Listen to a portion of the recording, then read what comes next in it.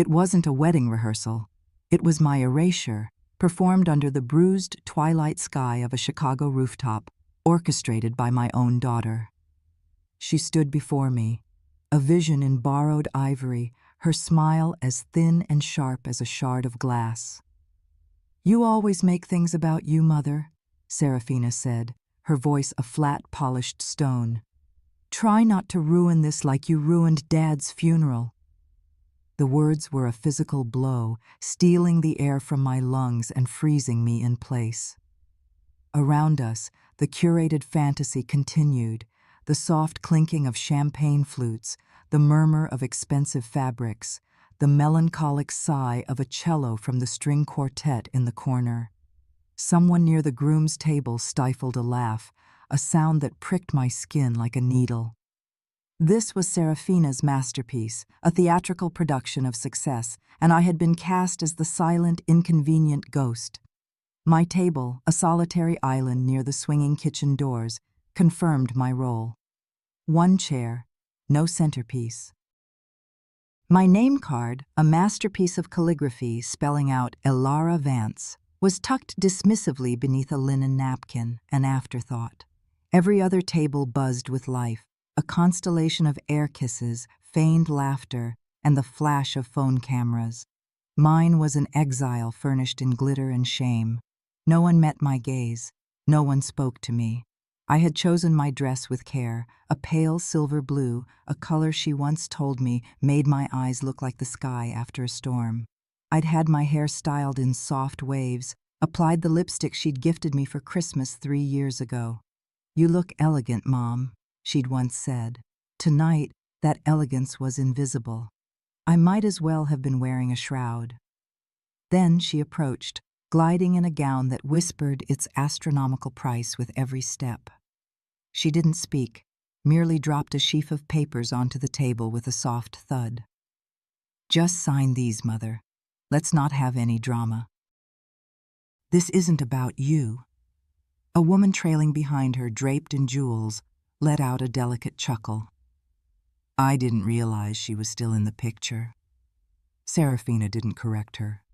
She simply mirrored the woman's cruel smirk and waited, tapping a manicured nail against the expensive pen she held out. I picked it up. My hand trembled, or perhaps the weight of what I was signing was heavier than I could have imagined. I etched my name onto the dotted line, one steady, looping signature. No questions, no resistance. She snatched the papers back before the ink was dry and turned away, her shoulders held high and proud. No thank you, no glance back, no acknowledgement that the woman who had once sold her own grandmother's locket to pay for Serafina's braces was now sitting beside a stack of bus tubs. I stared out at the glittering abyss of the Chicago skyline.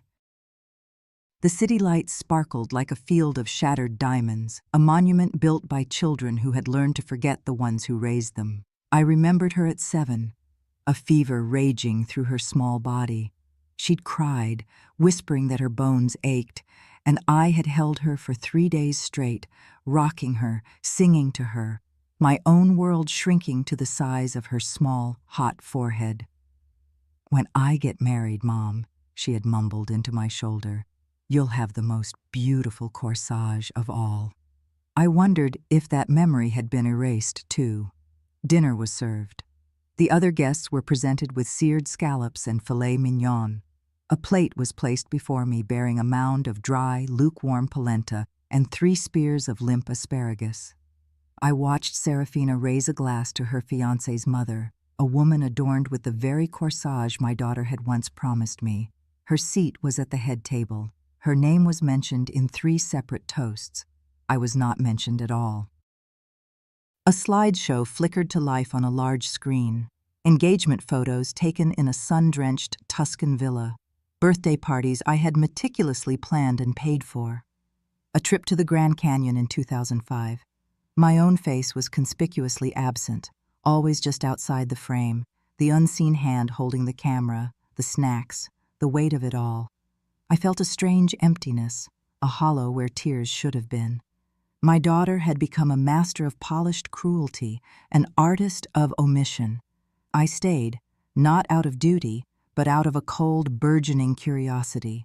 I wanted to see how deep the knife could go before it finally drew blood. A waiter rushing from the kitchen nearly tripped and spilled a tray of wine. He looked at me, startled. "Oh, I'm so sorry, ma'am. I thought this table was for the overflow staff." I just nodded. What else was there to say? She passed my table one last time, her eyes flicking over me for a fraction of a second. There was no guilt, no warmth. Just the cold calculation of a transaction completed. She had my signature, she had her silence, she had her stage. But she had forgotten one crucial detail. I had started paying attention. I had read every word of those documents, and I had made copies. She thought I was a faded photograph, too old and too grateful to make a fuss. But something had shifted inside me. Not rage, not yet. It was a clarity, cold and sharp as the winter wind whipping off Lake Michigan, humming with the memory of every sacrifice she had so carefully erased. 6 months before that rehearsal dinner, my phone had shattered the silence of my small apartment at 11:43 p.m. I remember the exact time because I was tracing the frayed spine of an old book I was restoring, a copy of Wuthering Heights that had been left out in the rain.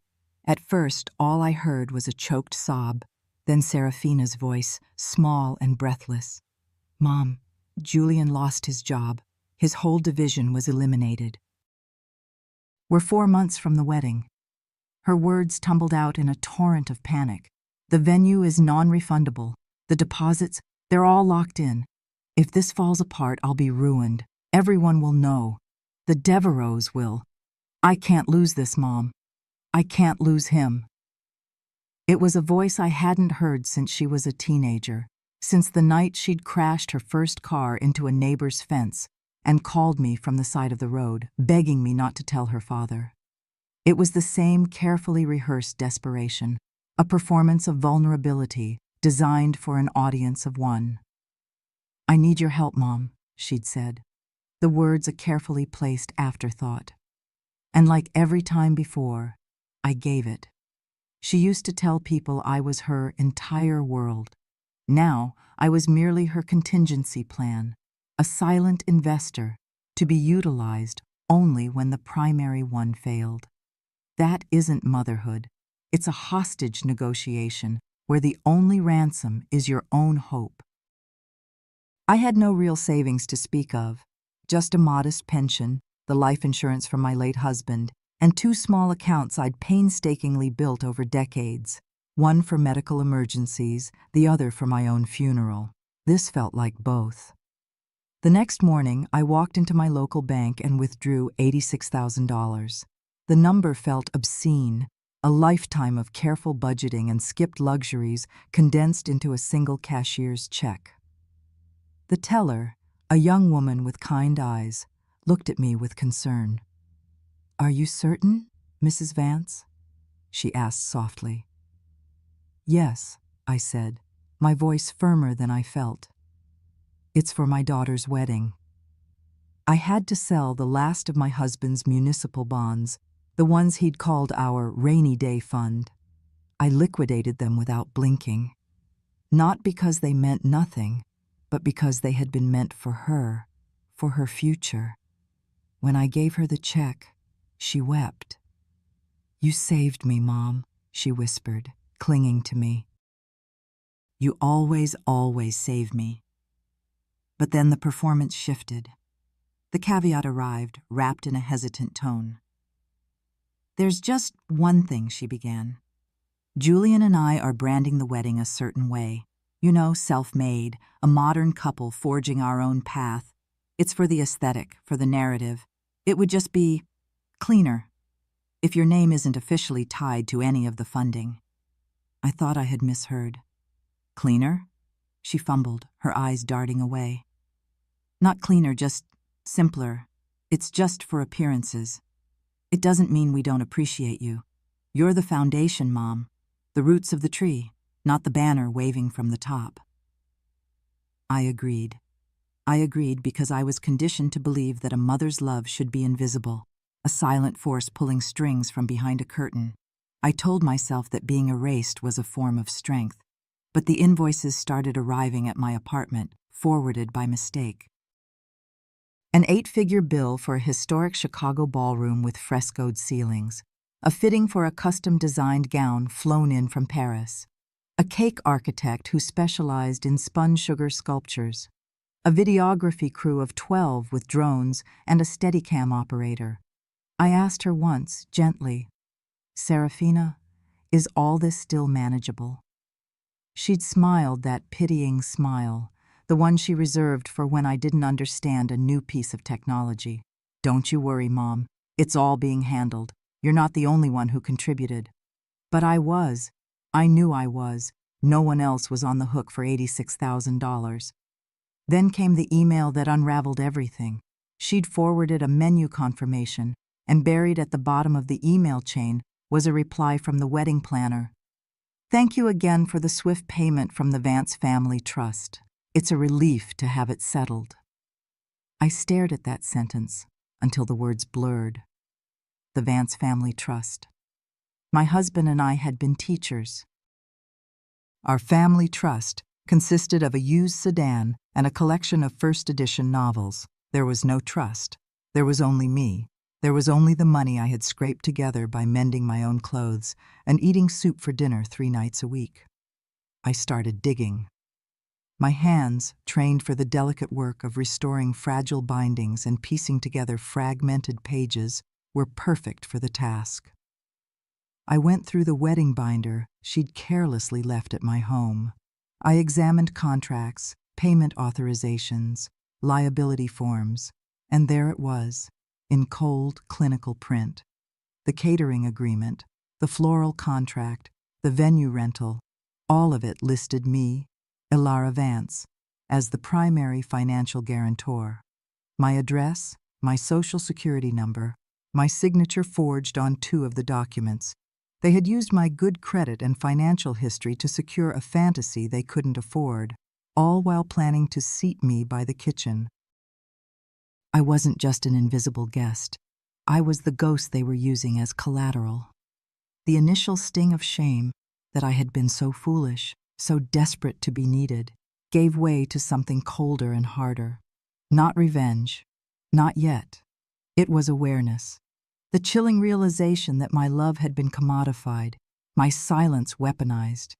Somewhere along the line, I had ceased to be her mother and had become her underwriter. I made copies of everything. I printed the emails, the contracts, the fraudulent signatures. I dated and notarized each one, not for a courtroom, not for the IRS, but for me. A record to prove that I had not imagined my own disappearance. She had asked me to be a silent foundation, and so I would be. But foundations, I reminded myself, can shift, and when they do, the entire house comes down. The wedding itself was held at the Chicago Botanic Garden under a glass dome that made the autumn sky feel like a painted ceiling.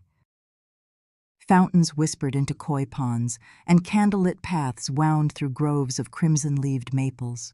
It was a place where even the air seemed to have been curated for beauty and silence.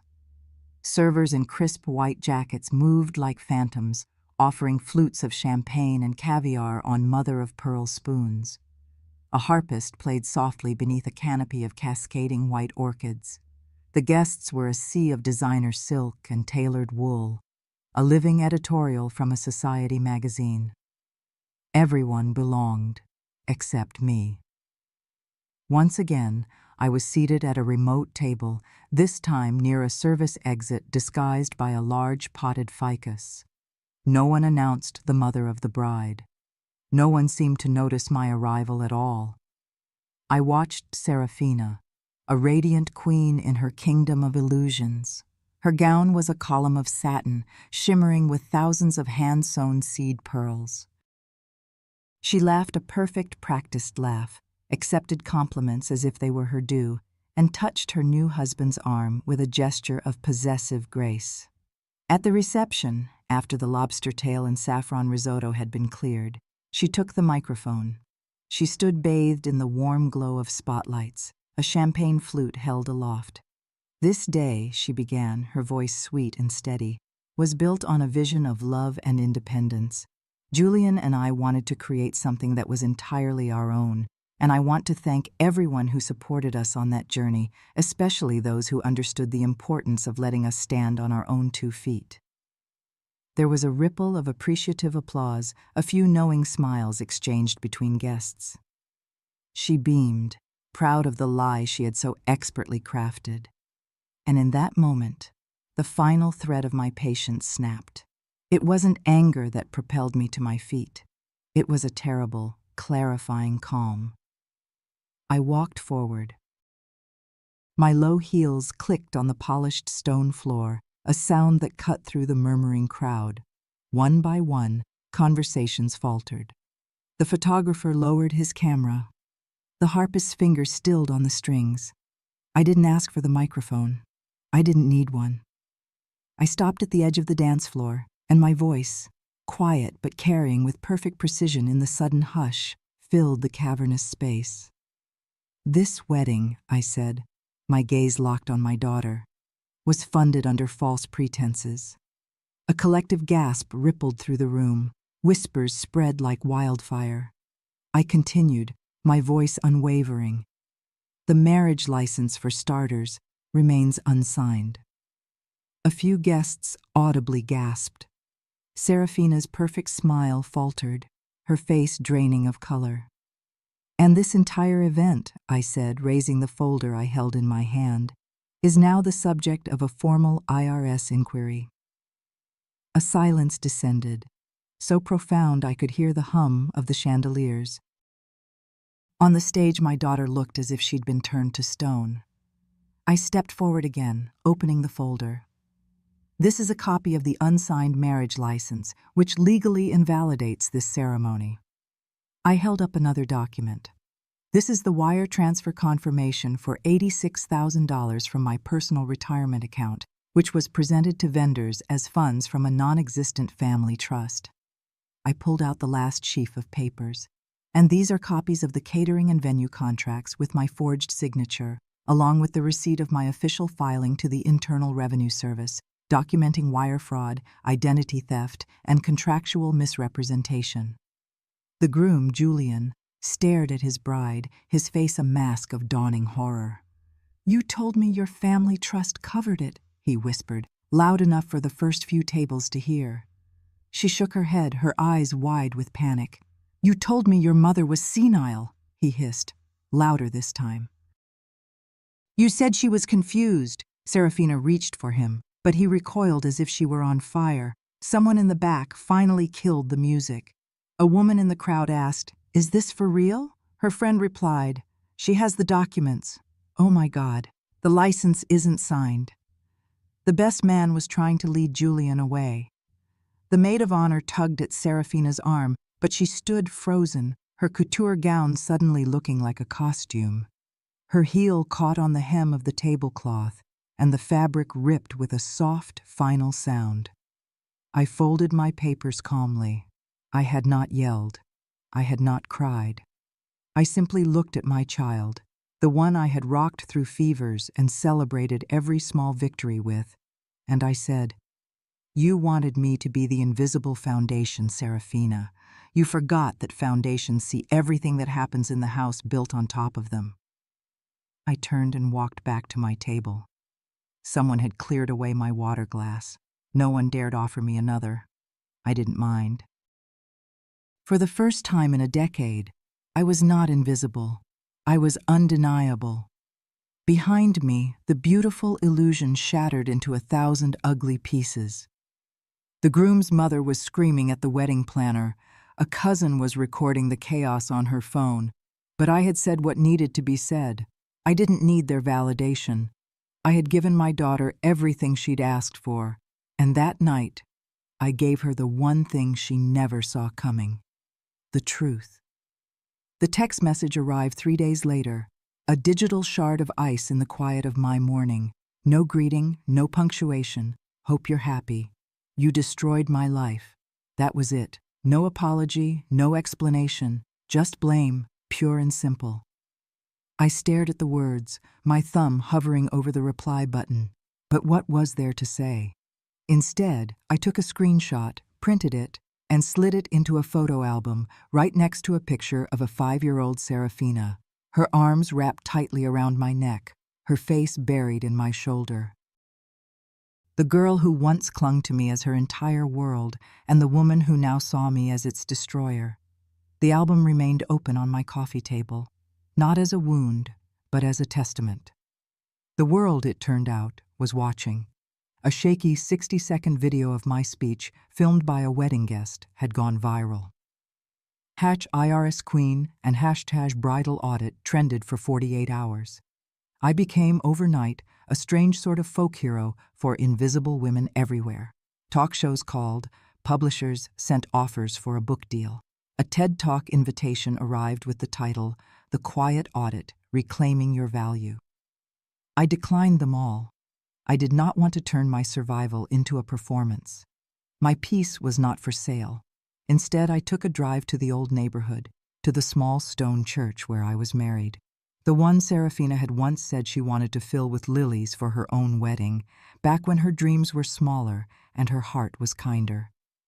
The sanctuary was empty, smelling of old hymnals and lemon polish. I walked to the second pew, the one she had chosen for me, and I left a letter on the worn oak. I had written it the night before, the words chosen with the care of a bookbinder selecting the right thread. Dear Serafina, it read. This was never about revenge. It was about reflection. You built a stage and forgot that all stages have a backstage where the real work is done. You lost a wedding. I have lost a daughter. I hope one day one of us finds her way back, Mom.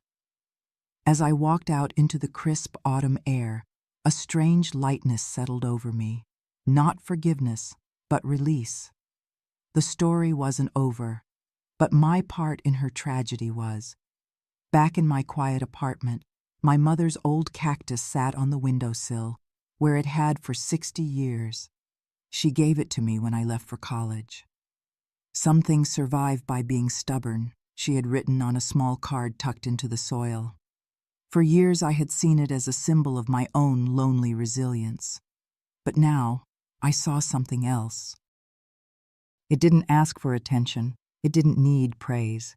It simply held its ground, turning toward the light, quietly, stubbornly, undeniably alive. A week later, I returned to the bank.